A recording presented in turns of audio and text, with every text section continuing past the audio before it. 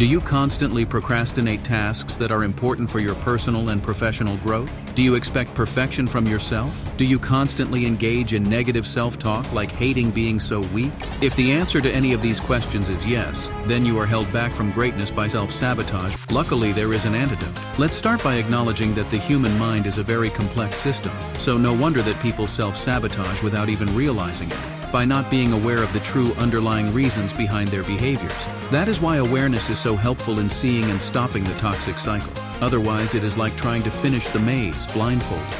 Moreover, you can even help others by spreading the insights. Because you might feel anxious about the potential failure, you might unconsciously undermine your own efforts to avoid facing disappointment with yourself, based on the logic, if you did not really try, then you did not really fail. With this logic, even if you fail, you can always say to yourself that if you really tried, you would succeed, keeping your self-image as somebody with considerable potential. You might be afraid that if your absolute best is not good enough, you will not be able to use the excuse, hitting hard your self-image. But by challenging this logic, it falls apart. What is a failure? Is it making mistakes and not achieving the goal? If from the gained experience you learn, getting stronger? If using your full potential will keep it sharp, instead of becoming dull and rusty from being too long idle? Also, why concentrate so much on the outcome? Even connect one's self-worth with it. If the person did everything right, but the goal was not achieved due to circumstances out of one's control, does that person truly need to be harsh on oneself about the result? Or happy about the flawless execution of their own part? If somebody succeeds only due to outside forces like becoming rich by winning a lottery, does it truly reflect the person's capabilities? Also, why do people expect to go from zero to perfect in an instant? Will the same people expect that a newborn baby will have an adult body within a day or even a year? Does the growth of human height happen in huge leaps or incrementally, barely noticeable from day to day? That is why change the perspective. When perfection is expected, then anything less becomes anxiety-inducing. But if you make where you are a starting line, then anything more will be worth celebrating. Embrace imperfection, making mistakes by letting things go. Otherwise, you are not different from a machine, which breaks down if there's an error in the code. Also, instead of concentrating on the result, find how to make the process much more exciting, for example, by using gamification. I love how my friend applied it. Her social anxiety was so terrible that she was afraid of approaching people. So to easier speak with other students, she pretended to be the main character in a video game. And with it came a totally different mindset. Interactions are for entertainment or exchanging information, and all of them affect relationship status. If I pick the wrong thing to say, I can normally fix it later in the game. And by doing that over time, social anxiety significantly lessened. You could even say that her mental resilience stat went up from all that grinding. Just shows that having a feeling is one thing, but the reaction to it is another. So be kinder to yourself and even laugh at how naive your mind can be. Human brains are bad at predicting, especially if it involves abstract things and multiple variables. Just try to play chess and you will see how error-ridden your assumptions can be. So let go of your presumptions about how things should be or what will happen if you will fail. Also seek out people who support and encourage your growth to build confidence, receive constructive feedback, and so on. You might be even afraid to succeed because it can bring changes, forcing you to leave your comfort zone, where you feel safe and familiar. Stepping out of it can be so overwhelming that emotions take over and the mind does not perceive the reason. For instance, to fear that success can make you stick out, making you a target of jealous haters. That is why you might need to start with an understanding of your comfort zone's borders, by trying different things out and being self-aware of the inner resistance. Do you expect to finish a long road by taking only one step, or embrace that it will take many steps, one at a time? So start small. Also demystify the outside by gaining more information, such as why people are not scared of it, even enjoy it. And build bridges between, by showing yourself how similar are things inside the comfort zone to one's outside. Continuing with the example, although there will be haters, there also will be much more people who will support. One of the greatest motivators to succeed is to do it for somebody else's sake,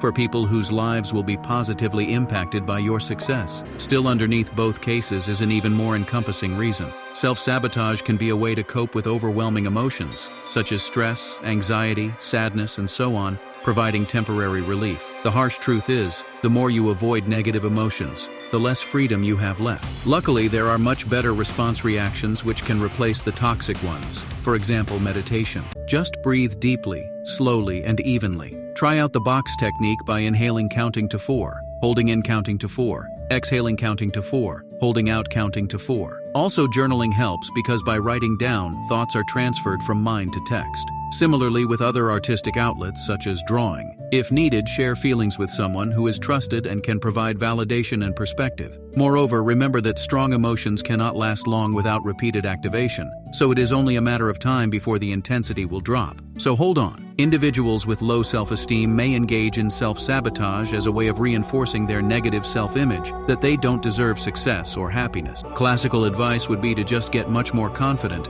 but in reality, everything is not as simple. I have a whole video about why and also how to gain healthy levels of confidence. Moreover, if you have noticed, sometimes you need to dig deeper to get to the real cause. Low self-esteem is just one symptom of underlying deeply ingrained negative beliefs about oneself. These are thoughts which have been repeated so many times over years, if not decades, that are carved in a rock. Luckily, they can be overwritten with daily cognitive behavioral therapy. The first step is to identify a toxic belief such as, "I can do nothing right." The second step is to argue the belief with facts and logic such as, "I can breathe good enough to continue living, somehow I manage to eat and drink, so I can at least do some things well enough. Also, even if I am bad at something, I am a great example of what not to do." The third step is to replace the toxic belief with a much better one. If the new belief feels too radical, then there can be in-between beliefs, so the transition for the mind is much easier. For example, there are many things I can do right, and even if I cannot do something for now, I can learn it. Or at least I can even warn others what not to do.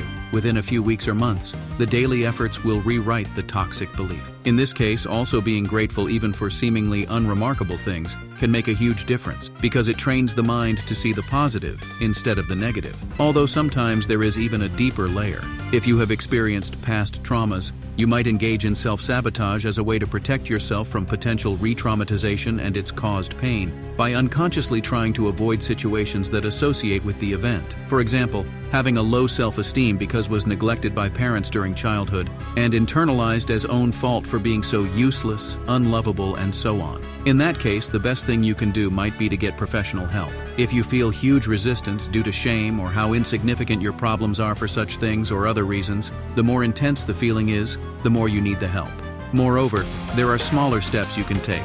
For example, there are many mental health communities on Reddit where you can anonymously share your story and get extra insights. Hope that this will help you or people you know, although it's important to note that self-sabotage is a complex and individualized issue. Understanding the underlying motivations and seeking professional help from therapists, counselors, or coaches can be beneficial in identifying and addressing self-sabotaging behaviors. The mind is a powerful trickster after all. Hope you will laugh about how silly life is with this video, or check out the mentioned self-esteem video.